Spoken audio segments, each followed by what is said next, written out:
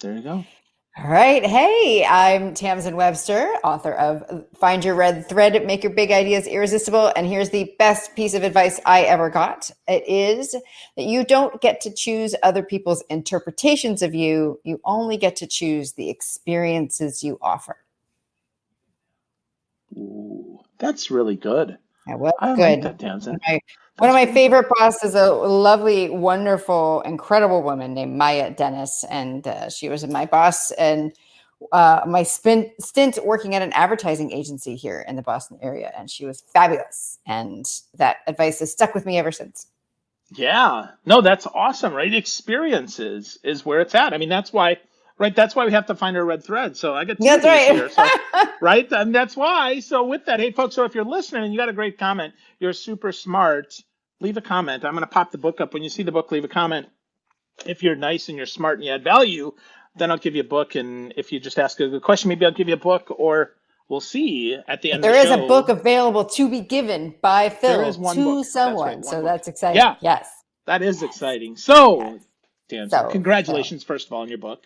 thank you, That sir. is awesome. I'm super happy for you. You said you worked on it a couple days, so that's Couple really days. awesome. Or a Ah, couple years. Some of the one of yeah, those, yeah, right? yeah. I Yeah, think the actual yeah. deep writing of it was very much my pandemic project. I had started it and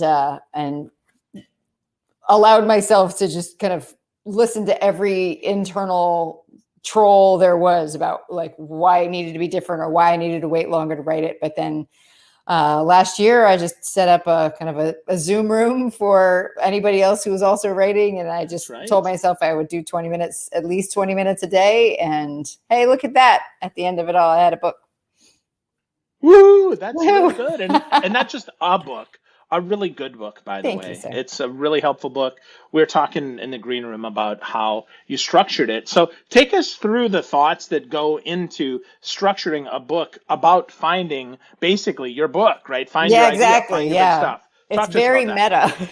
I don't recommend writing a book about, well, in one way I do, in one way I don't. Was if it's difficult to write a book about how to think through structure and articulate ideas. Um, when that is also the subject of the book, because me being who I am, I couldn't follow a different process than the one I was writing about to write the book. So it just meant that in one way that meant that there were no easy outs for me. There wasn't any like, well, I'm just gonna write this chapter without thinking through exactly what I'm going to say and what the actual big idea is of this chapter is going to be. But at the same time, I'd say that was the positive of it as well, because it meant that the book it meant that I just really needed to do the extra work to make sure it was as tight and clean, clear, and as good as I wanted it to be. So, yeah. So it's structured along, along the process that it's about. Awesome. Awesome. Well, you said something there that's really important that I think a lot of aspiring authors forget about, and that is they might come up with a catchy headline that they write first, and then they come up with what's in there, as opposed to the other way, and crafting, if you will, your red thread. So talk to me about that, Tamsin. How do you find the big idea in each chapter? Take us through your process there. Sure. So, I mean, it could probably help to define what I mean by the red thread. And what I mean by the red thread is it is the story that your brain builds to connect a question and answer, an issue and idea, a problem and solution. Our brains do this anyway, by the way. We are constantly kind of making up stories, not once upon a time stories, but real explanations to say, oh, these two things happened. Here's why they're connected.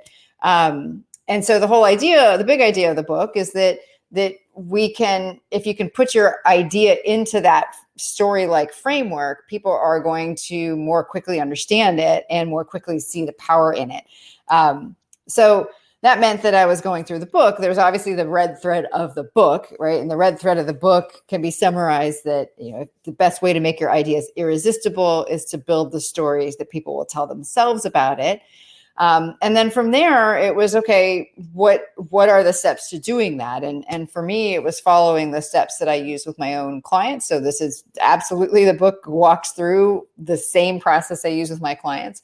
And as I was thinking through each of those steps, so starting, for instance, with deciding like, where are we going to use this message? Who is it for? What's the outcome going to be?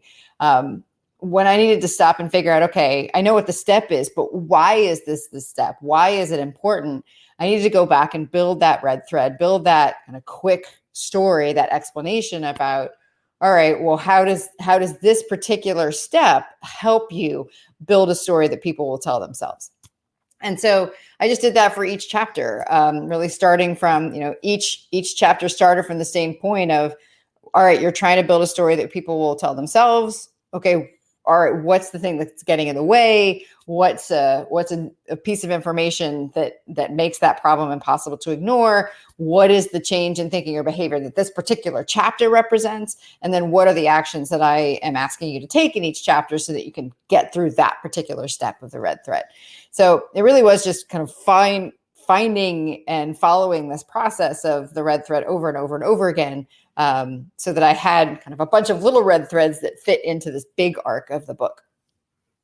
Awesome. That's beautiful. And it works really well. I mean, Thanks. each chapter is somewhat standalone and yet obviously super connected, which is what I love about it. But let's back up a little bit here and talk about your journey, because I think that's very fascinating to folks.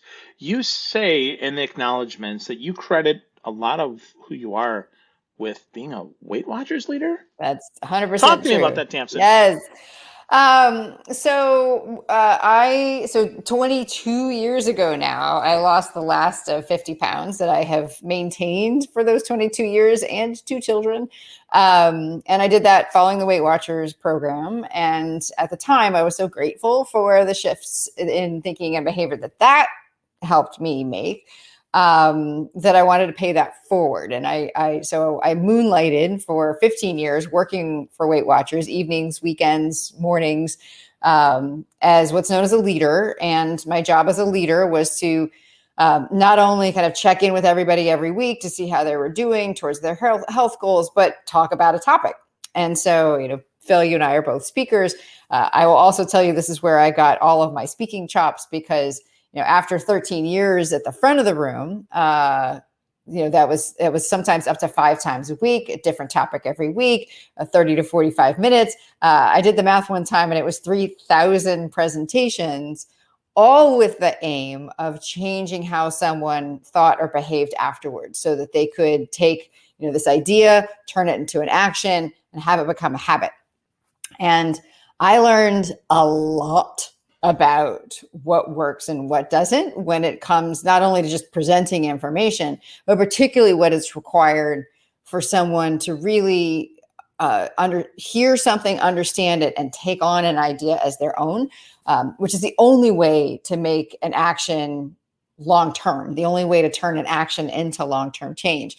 But it was a great challenge. And I always saw it as my kind of lab of really figuring out, how do you make things interesting? How do you make it engaging to people? How do you make it understandable? And then for my own sanity, how do you find just nearly infinite ways to talk about what I joke was probably only about 12 topics. But I also held myself to the standard of never repeating the same meeting twice, at least week to week. I mean, within a week, I do the same one, but just everything from how to present, how to manage question and answer, how to talk with people, how to help inspire change, what you couldn't do as far as change goes. All of that I attribute to my time at Weight Watchers. Wow. 3,000 different speeches though. Holy crap. 100%. I mean, that's a lot of stuff. I mean, it's so interesting. A lot of the best speakers, the best storytellers that I've talked to started out with something like that. And maybe not Weight Watchers, right? But Skill Path or something else where they're delivering a message that maybe is kind of pre-boxed, if you will, but your own way, in your own style. So that's really cool. Wow, that makes a lot of sense then why you're so awesome at storytelling. But curation, though, you moved from that, and not immediately, right? But you moved into the curation of ideas. You're TEDx Cambridge, the curator of TEDx. So talk to us about what that entails and how that helps people find their red thread. Yeah, and I would say that I'm not exclusively, that's not my exclusive role there. So I need to be super clear about that. But for the years that I was the executive producer, now again that I've returned as the idea strategist, I am part of I'm part of the 2-person team really that decides this person is going to go on stage or this one is not. And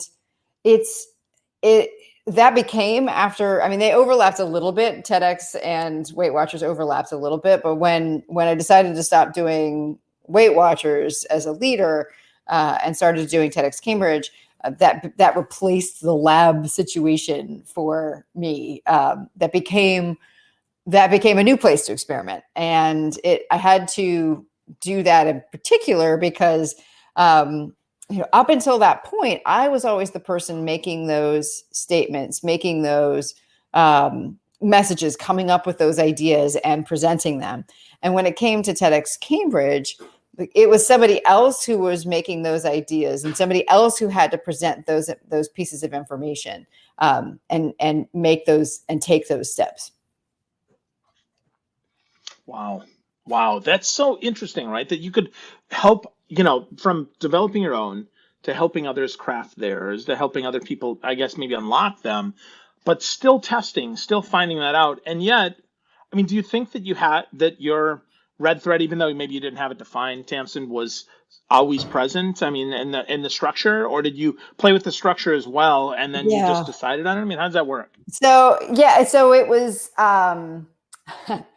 yes to all of that. So here's kind of what happened. So I think in the early days when I first started with TEDx Cambridge, I was actually working for a different company, and they had a wonderful approach to understanding how to kind of flip the lens around on messages. A great company called Oratium, and the real lesson that I learned for them was to start thinking about any presentation, any message, really through the eyes of the audience and not through the eyes of you, the speaker. And that was really important. They also did a lot of great work on helping you understand what do people need to believe before they will take action. But when I started my own business about 5 years ago and decided to kind of branch off from Oratium, I needed to come up with my own intellectual property, like entirely from scratch. And so it wasn't so much that up until that point, I had like the structure of goal, problem, truth, change, action in my head. I didn't do that. But once I researched and found that structure, I realized in a lot of ways, that's what all of us do. Because what I wanted to understand was and a lot of this again goes back to Weight Watchers, that because of all the years that I spent in Weight Watchers, just to make myself a better leader, I did a huge amount of research just around motivation, around change, around persuasion, around communication, around how we make decisions, all of that. And so I had all of that in the back of my head, plus the teachings from Oratium. And I was like, okay, I need to make this as simple as possible. And it has to be as rigorous as possible, because at TEDx Cambridge, these are Harvard, MIT doctorates. Like they are a tough audience. And these folks have been writing books and writing papers and teaching classes for years and years and years. And, if I'm going to come in and be like, no, actually, you need to flip that on its head, like it had to be rock solid. And as close to as I could get without being a doctorate myself, to being kind of that rigorous in its approach. So it really started with saying, okay, well, how, one of the things I knew from doing all that research before was this idea about how we make sense of information out of story. And so I really started to go there. And so I knew that piece. And then I also was facing this problem that not only myself, but a lot of the folks I was working with TEDx Cambridge did not consider themselves to be natural or good storytellers. So here was this tension. Everyone's like, oh, you've got to tell stories. That's how we make sense of information. And I'm like, I am crap at story. And I'm not comfortable telling stories. So I was like, well, there's got to be like, well, how do you actually build one? Because maybe if we can figure out how you build a story, like truly build a story, then I can get some insight in how do our brains do it. And that was really the process of saying, okay, I'm going to look at what are the conventions of stories that are out there. Like, what do all stories have? Not just the hero myth, not just, but what conventions do all stories have that create the transformation that all stories are about? And do they map over to things that the brain uses to make sense of information? And it turns out that it does. And while I don't have the primary research that says that like these are actually the 5 ways, I do have now 5 years of testing this and on hundreds of people at this point and hundreds of organizations to say, yeah, actually, if you can include these 5 elements in how you talk about any idea, then your idea will make sense because you're supplying the story structure that somebody's brain is looking for anyway. Wow. Wow. So you broke that down. You gave us 5 ways there. I just want to recap them for folks that are listening because you hit them pretty quick. Goal, problem, truth, change, and action. And if you get a copy of the book, right, of Find Your Red Thread, which I've got 2 of, if you're listening, thinking, hey, I want a copy, buy one, but you can also win one. Leave a comment, right? Let us know that you're listening, that you're watching. Those are the 5 simple truths, if you will, of a great story. So, Tamsen, which one do you find that most people leave out the most often in the stories that they have? Okay, it's the one that they leave out the most often is the truth, and followed very closely behind by the second part of the problem. So, the truth one, here's the thing. A lot of us have been taught well that if you're going to present a solution, you also need to present a problem. And that's where a lot of people stop. And there's a really simple way to demonstrate how that actually isn't enough. And it's an analogy that other folks have used, but it's effective. And that's like, okay, imagine you go into a doctor for a checkup. Let's say it's a new doctor. They've never examined you before. But they walk into the room and they just kind of look at you. And the first thing out of their mouths is, so are you ready to schedule the surgery?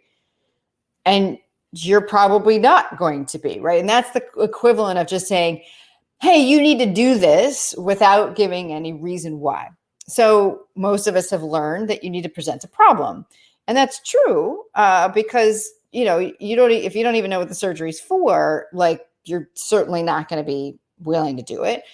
But so you can do it this way. You can say, okay, let's say I do this. I walk in and I say, hey, there's a spot on your back. Are you ready to schedule the surgery? So now you know why it's happening, but you still haven't been convinced that there's, that you have to take this action because there isn't something that is kind of inarguable about that problem that makes that change necessary. And so this is what I call a truth because it's what happens in Once Upon a Time stories that's known as the moment of truth. I mean, every story has this. And I would say actually, even though every story has this, every other articulation of story structure that I've seen, kind of fill in the blanks, doesn't actually include this moment where someone goes, oh, that's true. And if that's true, then I either have to give up what I want, unbelieve something that I believe, both of which are highly unlikely, by the way, or I have to think or do something different than I'm doing right now.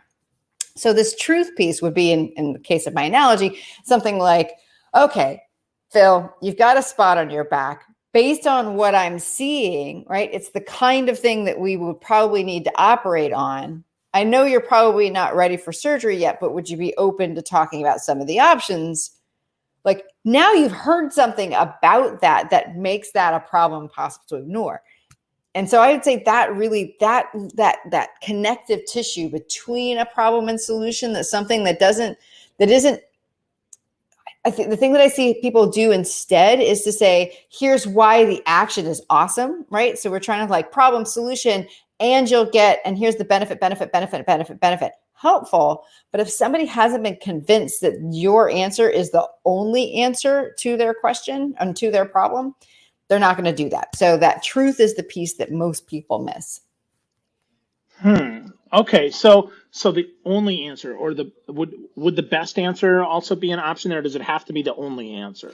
Well, I mean, I think you want it to feel like it's the only answer that makes intuitive and intellectual sense to people. One of the things I learned at Weight Watchers, one of the things I say in the book itself is that you can't actually create change. You can't make someone change, not long term. Can you make someone take an action? Absolutely. Can you make them keep taking it willingly on their own for the long term? Nope. Not unless you make it make both emotional and intelligent sense to them. And so when you're presenting an option and, your idea, because I see an idea as being an answer to a question, you want to create it so that based on what that person wants and what they believe, you want them to feel like that's the best answer for them. And is it going to be the only one? No. But that's as good as you can make it. You can only create the conditions for change. You can't create change itself. And creating that moment of truth, that moment where somebody really has to decide, do I actually really want this thing that I thought I wanted? Am I going to deny a thing that I would otherwise have agreed to be true? Or am I open to changing my perspective on this so that maybe I could suddenly see things a little bit differently and then see a different path out? Well, yeah, okay. But that moment is necessary in order for that click, that kind of perma click to happen. Otherwise, people will kind of give it a try. And if if it works out for them long term, then they usually will go back and create a story about why it made sense. But I'm all about efficiency. Like from reading the book that I love Proverbs, and there's Proverbs, sprinkled throughout. A stitch in time saves 9 as far as I'm concerned. And why not just supply that story at the beginning rather than take your chances that maybe someone will convince themselves that this was actually the right decision. Wow. Wow. I love what you said there. Not only is the right decision only, but best answer for them. Yeah. Is something you said that really resonates in my head. And I hear that. I'm like, right. That if it's the best interest, if it's the best answer for them and it's all about them, correct, we have an opportunity then to persuade them, as opposed to, you know what, it benefited me and you should do this too, right? Benefit stacking is really tough. So I really dig that. And that's a great way to, to really think about any story, any conversation that we have. If we can find the best answer for the other people, and then connect that through with a red thread based around, if it's a sales presentation or whether it's a speech or whether it's training or whatever it is, if we can weave that through, we have an opportunity there to actually provide some influential change, if you will, right? To get them closer. Yeah, and change that isn't manipulative. And so it's for any of us who spend time talking about persuasion and influence, which all of this really comes down to. That's a decision that everybody has to make at some point about where that bright line that they will not cross lies. And again, back to Weight Watchers, it's one of those things where there wasn't an option to manipulate people into that just makes me ick. But B, if my goal was to help people make a long-term, if not permanent change, you cannot manipulate people into a permanent change. You just can't. You can only lead them to it. And someone will only do something long-term if they believe that it aligns with how they see the world and if it aligns with how they see themselves. So the best you can do is to understand the people that you're talking to, the point where you are and valuing who they are, to the point where you're able to, and that you at least try to see your idea through their lens, because that's the case that you need to build, not your case for your idea. You already know why it's awesome. That's easy for you to say why it's great. It's a lot harder to say why somebody who is a skeptic or someone who doesn't know anything about it would be convinced that it's great. But we all know that it requires something else than just being told that there's benefit to doing something. Because if we did that, there's a million things that each of us would do, right? And there's a million reasons why we have come up with ourselves, why we don't do them. And so that's where it really comes down to, I just believe that so passionately that you can't create change. You can only create the conditions for it. And to do that ethically, the only way that you can do that is to do it from the perspective of the person that you're talking to. And so that you're saying, based on what you want, based on what you believe, here's why I believe this is the right thing for you. And you can disagree. You should disagree if I've got it wrong. But anything else is trying to get someone to want something they don't want, or to believe something that they don't fundamentally believe, or to make them feel wrong about any of that. And making somebody feel wrong about how they've lived their life to this point is usually a surefire way of them getting them to reject anything that you're about to say afterwards. Definitely. Wow. Well, so in the book, you say one of the most important conditions for change is that a person feels in control of themselves, their lives, or their choices. And I think Yep. that supports what you just said there, because we change for our own reasons. We don't change because someone else told us to, no matter how great the story is, no matter Right. how compelling the reason might be to us. If it isn't our own idea, well, we're not going to change. So how do we get started with that, Tamsin? Obviously, right, we should go to redthreadbook.com and get a copy of the book, right? But if we're to get started along this path and maybe Yep. start exploring how we do this, what's a great way to get started? Great way to get started is with the goal, which is that first piece of the red thread, because that's where the story starts. Any great story starts the moment we know what somebody wants. We lean in once we can sense that somebody wants something that they don't have, and if that person wants something that we don't have, then we are super interested in it. So that's the reason why, if you're just starting to think about this, one of the first places to start is to say, what question is my audience, whatever they may be, whoever they may be, what question is my audience asking that they haven't yet answered for themselves, and for which my idea is an answer? Because sometimes people say, okay, the book's called How to Make Big Ideas Irresistible, make your big idea irresistible. What's a big idea? And to me, a big idea is any idea that answers a question that people haven't answered for themselves yet. And so that's where I would suggest that people start, is what is a question? What question does your idea answer that people haven't answered for themselves yet? Because that flipping it around, right? That allows you to say, not just like, here's the question that it should answer, here's the question they should be asking, but what question are they actually asking right now? And that's really the first step to putting yourself in your audience's shoes and to building their case for your idea. Wow. That is fantastic, Tamsin. Thank you for that. Absolutely. Put yourself in the audience's shoes, see from their perspective, and find out, what are they asking that they haven't already answered for themselves, that maybe your idea can answer for. That is an awesome red thread. So folks, if you're listening, if you're watching, get your own copy at Find Your Red Thread at redthreadbook.com. Go to Amazon. You get some great bonuses, though, if you go to Tamsin's site. And if you're listening, if you're watching, and you're like, hey, I don't know about this. Well, if you want to win a copy of the book, you can just leave a comment or send me a message, phil@philgerbishek.com, or wherever you are. Reach out and let me know, like, what do you think about all this stuff? What are you thinking? If it's a good question or a good story yourself, well, maybe I'll get you a copy of the book. So, Tamsin, I'm so grateful that you spent some time with me today. I love your book, and you are just the best. Thank you so much. Thanks, I really appreciate Phil. you. My pleasure. Well, you helped me so much 5 years ago. We were talking about this in the green room, where you and I went to our first. Well, you were at my first National Speakers Association Influence Conference, and you were such a lovely human and have continued to be. So thank you so much for all your help and support. Oh, it's totally my pleasure. We got a couple folks on. Lisa Conkey says, two wonderful people. Thank you, Lisa and Denise Yon.